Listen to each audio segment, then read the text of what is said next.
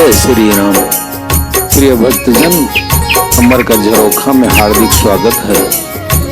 पिछले अंक में आपने देखा कि वशिष्ठ जी, विदेह जी, भरत जी रामचंद्र जी से मिलने के लिए गए। वे किसी भी तरह रामचंद्र जी को अयोध्या वापस लाना चाहते हैं।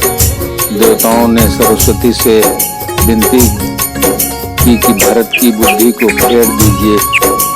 उनका स्नेह देकर वे घबरा गए। फिर भरत जी ने भी सरस्वती जी से प्रार्थना की। सरस्वती ने उनकी वाणी को पवित्र किया, कोमल किया।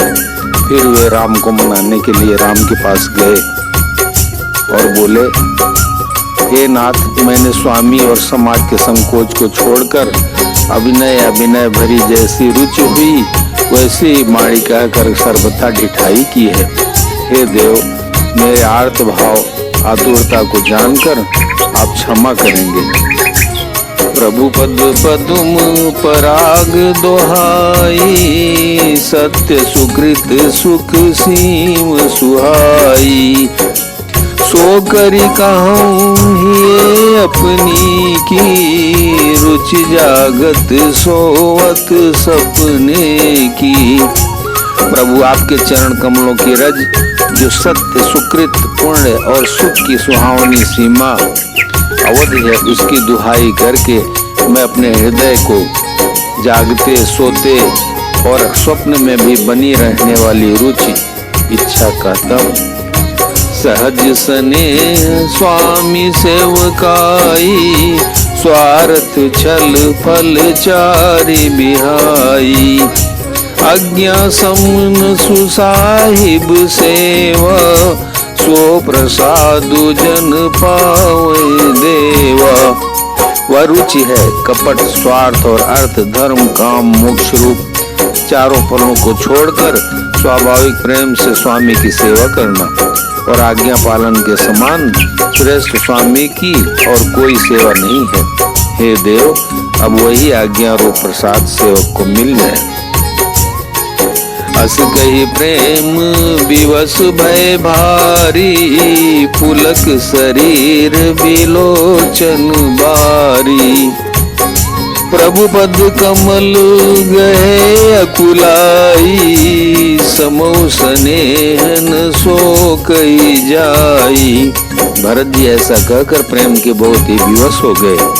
शरीर पुलकित हो उठा, नेत्रों में प्रेमाश्रुओं का जल भर आया। अकुलाकर यानी व्याकुल होकर उन्होंने प्रभु श्री रामचंद्र जी के चरण कमल पकड़ लिए। उस समय को और स्नेह को कहा नहीं जा सकता है।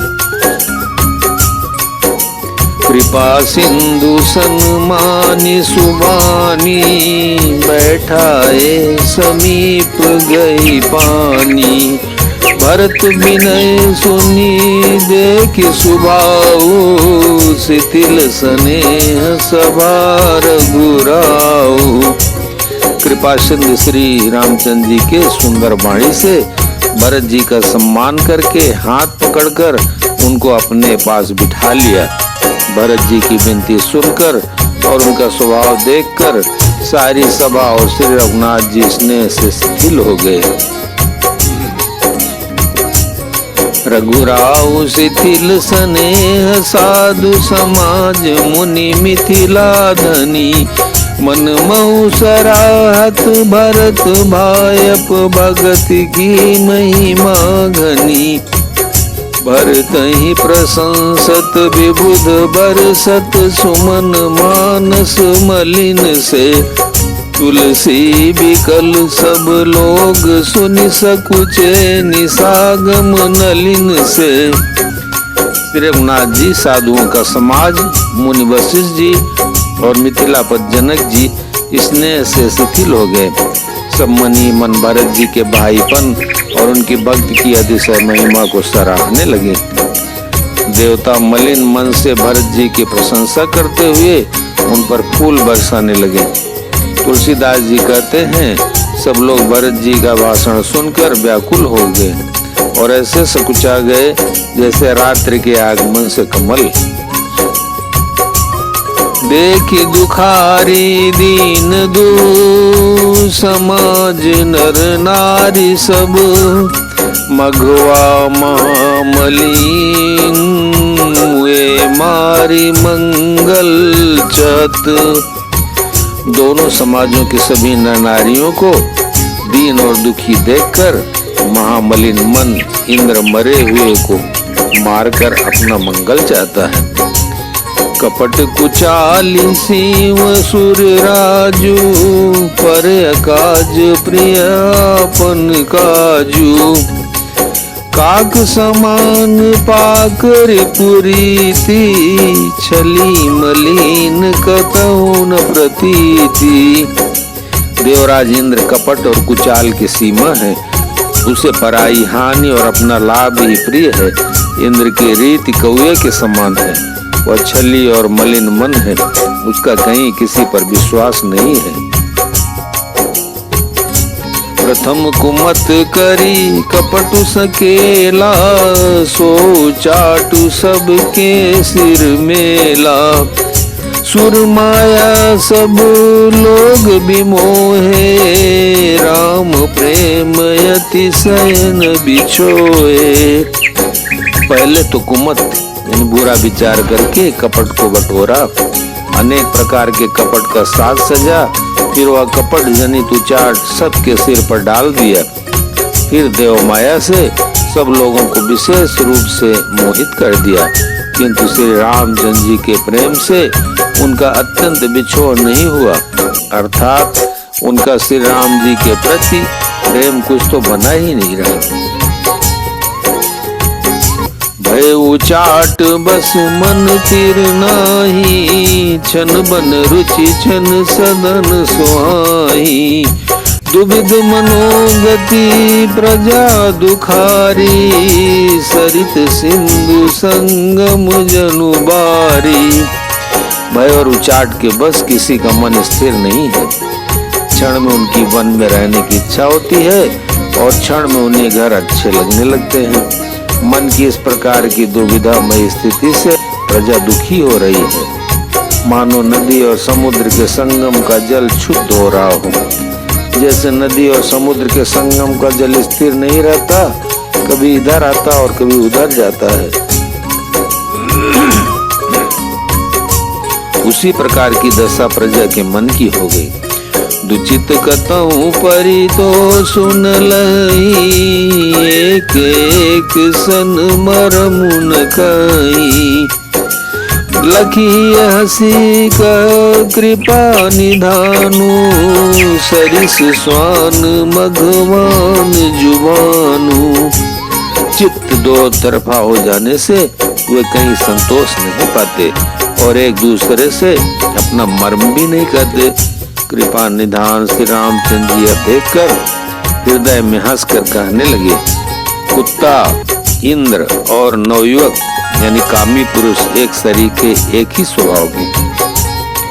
पाणिनीय व्याकरण के अनुसार स्वन, युवन और मघवन शब्दों के रूप भी एक सरीखे होते हैं। भरतु जनकु मुनि जन सचिव, साधु सचेत बिहाई। लागी देव माया सबई, जता जोग जनु पाई। भरत जी, जनक जी, मुनिजन, मंत्री और ज्ञानी साधु संतों को छोड़कर अन्य सभी पर जिस मनुष्य को जिस योग्य, जिस प्रकृति और जिस स्थिति का पाया, उस पर वैसे ही देव माया लग गई। कृपा सिंधु लखी लोग दुखारे, निज स्नेह सुरपति चल भारे। सभा राव गुरु महिसुर मंत्री, भरत भगति सबके मति जंत्री। कृपा सिंधु श्री रामचंद्र जी ने लोगों को अपने स्नेह और देवराज इंद्र के भारी छल से दुखी देखा। सभा, राजा जनक, गुरु, ब्राह्मण और मंत्री आज सभी को बुद्धि को भरत जी की भक्ति ने कील दिया। राम चितवत चित्र लिखे से, सकुचत बोलत बचन सिखे से। भरत प्रीति नति विनय बड़ाई, सुनत सुखद बरनत कठिनाई। सब लोग चित्र लिखे से श्री रामचंद्र जी की ओर देख रहे हैं, सकुचाते हुए सिखाए हुए से वचन बोलते हैं। भरत जी की प्रीति, नम्रता, विनय और बड़ाई सुनने में सुख देने वाली है, पर उसके वर्णन करने में कठिनता है। जासु बिलो की भगति लवलेसु, प्रेम मगन मुनिगण मिथिलेसु। महिमा तासु कहे कि तुलसी, भगति सुभाए सुमति उलसी। जिनकी भक्ति का लोलेस देखकर मुनिगण और मिथिलेश्वर जनक जी प्रेम में मग्न हो गए। उन भरत जी की महिमा तुलसीदास कैसे कहें।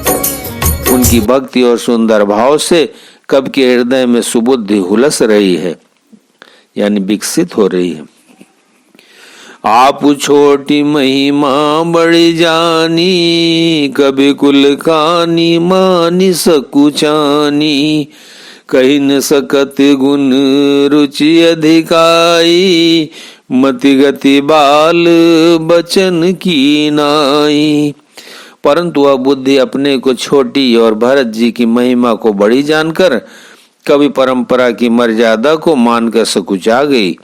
उसका वर्णन करने का साहस नहीं कर सकी। उसकी गुणों में रुचि तो बहुत है, पर उन्हें कह नहीं सकती। बुद्धि की गति बालक के बचनों की तरह हो गई, वह कुंठित हो गई। बोलो सियावर रामचंद्र की जय, पवन सुत हनुमान की जय, उमापति महादेव की जय।